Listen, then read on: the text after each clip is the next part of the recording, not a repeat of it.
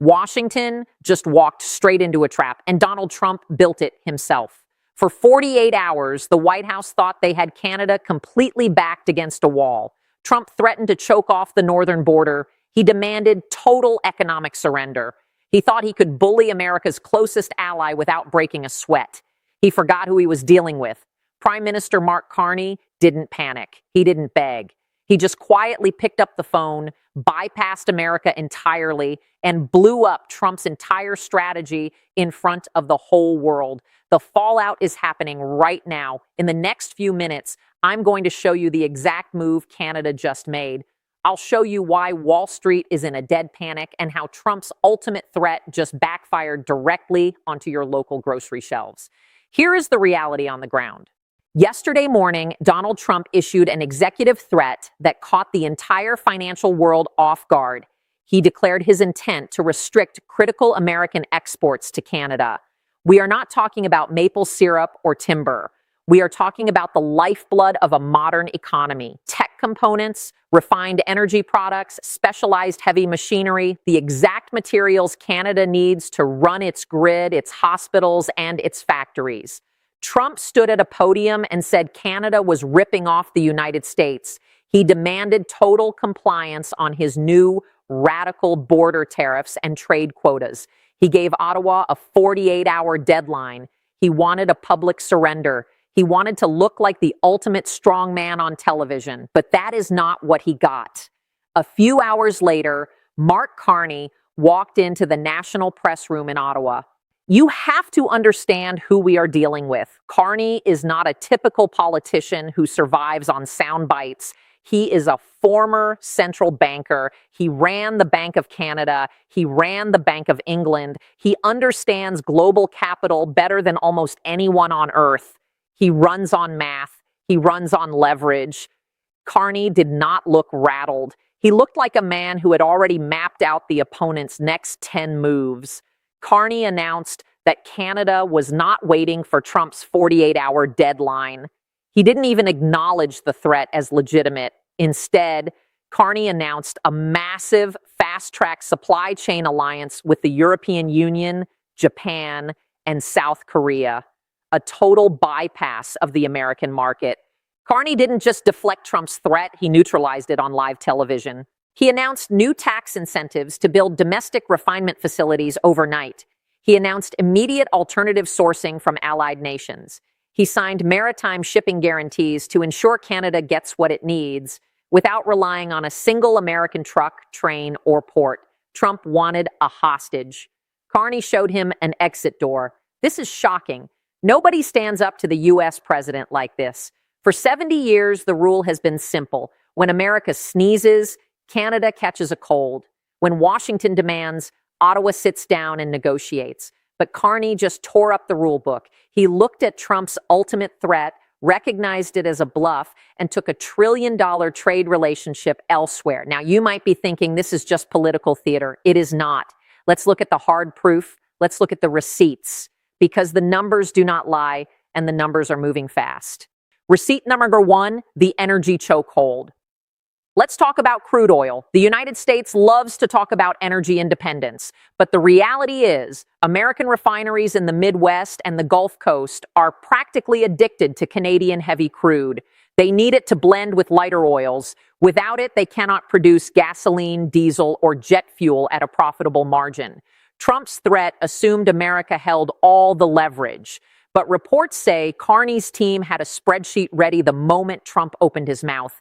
They knew exactly how many barrels flow south every single day. Carney didn't threaten to cut off the oil. He just announced a strategic review of energy diversion. 3 words: strategic energy diversion. He signaled that Canada is looking at retrofitting pipelines to send that oil to the coasts, put it on ships, and sell it to Europe and Asia. If that happens, American refineries dry up. Gas prices in Ohio, Michigan, and Pennsylvania don't just go up. They double. Receipt number 2, the market panic. Within minutes of Carney's announcement, the cameras caught the reaction on the trading floors. Wall Street algorithms picked up the shift immediately. Futures for American auto parts plummeted. U.S. steel companies took a nosedive. Why? Because the Detroit-Windsor Bridge alone handles hundreds of millions of dollars in trade every single day. The American auto industry relies on just-in-time manufacturing. A car door is made in Michigan, sent to Ontario to be stamped, and sent back to Ohio to be assembled. Investors realized that if Canada redirects its resources and tightens its border in response to Trump, American factories grind to a dead halt within 72 hours. You could literally watch billions of dollars in American market cap evaporate in real time. Receipt number 3, the CEO revolt. Next, look at the phone logs. Sources claim the White House switchboard lit up like a Christmas tree. These weren't foreign diplomats calling. These were American CEOs, the heads of manufacturing giants, tech executives from Silicon Valley who rely on Canadian raw materials. They saw Carney's announcement and they panicked. They called Washington to ask what the backup plan was. There was no backup plan. Trump's inner circle expected a quick, easy victory. They thought Canada would fold by lunchtime. They didn't expect a surgical counteroffensive that targeted the most vulnerable parts of the American supply chain. Receipt number 4, the critical minerals bypass. We are entering the age of the battery. Electric vehicles, defense technology, advanced microchips. You need critical minerals to build them. Lithium, cobalt, rare earth elements. Canada has them. The United States desperately needs them to compete with China.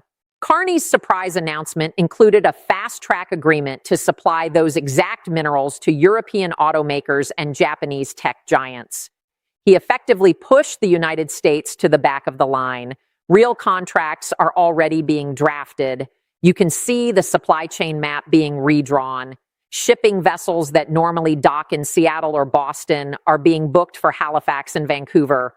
Trump tried to use American economic gravity to crush his neighbor, but he forgot how gravity works. When you push away your biggest, most reliable trading partner, you don't isolate them. You isolate yourself. The receipts are clear. The global markets are voting right now, and they are betting all their chips on the guy who brought a calculator to a knife fight. Here is exactly why this situation is spiraling completely out of Washington's hands.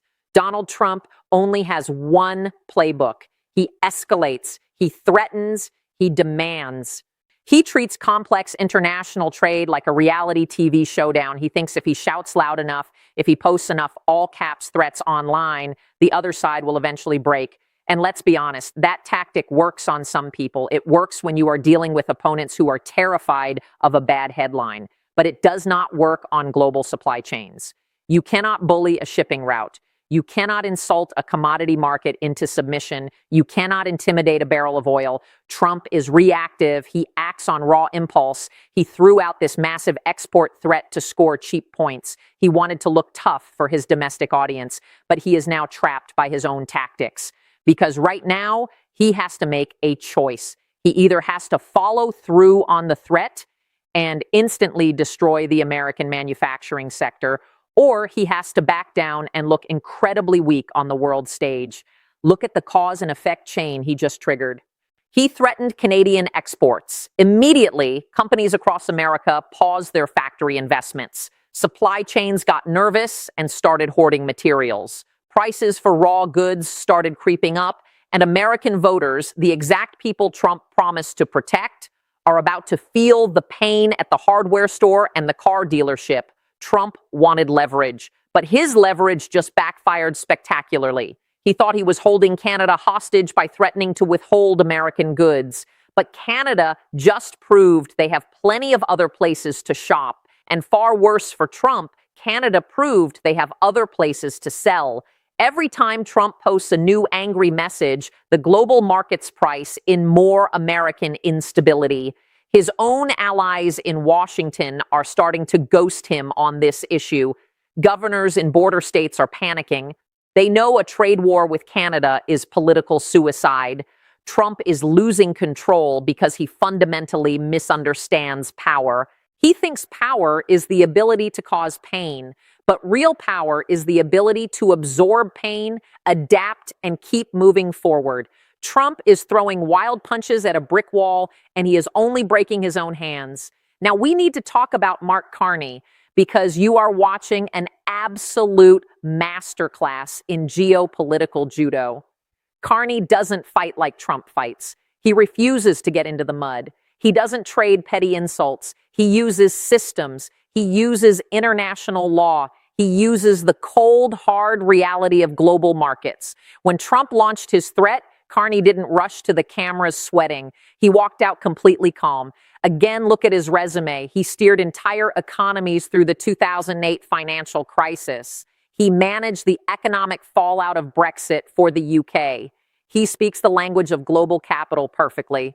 Carney turns pressure into leverage. He knew Trump's threat was coming. You don't sign a massive multi-nation trade pact with Europe and Japan in 3 hours. Carney had this lined up. He built a global coalition quietly in the background while Trump was busy complaining on social media. Carney secured the safety nets before Trump even tried to push him off the ledge. This move is about one thing: sovereignty. Carney is sending a crystal clear, unmistakable message to the entire world. Canada is a sovereign nation. It is not a subsidiary of the United States. It is not a 51st state that will just roll over when Washington barks. He is playing the long game. Trump thinks in 24-hour news cycles. Carney thinks in decades. By redirecting Canadian trade away from the U.S., Carney is actively insulating his country from American political chaos. He is building a firewall of stability, and markets love stability.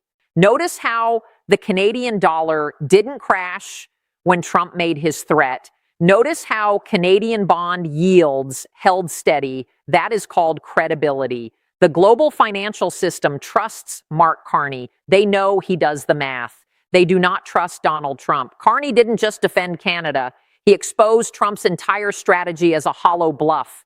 He showed the rest of the world that you don't have to surrender to Washington's bullying. You just have to be prepared. Carney didn't raise his voice. He simply raised the cost of ignoring Canada. We need to zoom out because what is happening right now is far bigger than a border spat between two leaders. History is shifting under our feet. Even if you don't live in Canada, even if you don't care about Canadian politics, Canada touches your life every single day. If you live in the United States, this matters to you right now. Look at your grocery bill. Look at the gas pump. Look at the sticker price of a new pickup truck. The US and Canada are so deeply, fundamentally intertwined that you cannot hurt one without violently bleeding the other. When Canada redirects its critical minerals to Europe, your American-made technology gets more expensive. When Canada finds new buyers in Asia for its energy, the American power grid feels the strain. When Canadian lumber stops flowing south, the American housing market grinds to a halt. But this is about more than just money. This is about American leadership. For nearly a century, the United States has been the indispensable nation, the center of the free world, the reliable partner.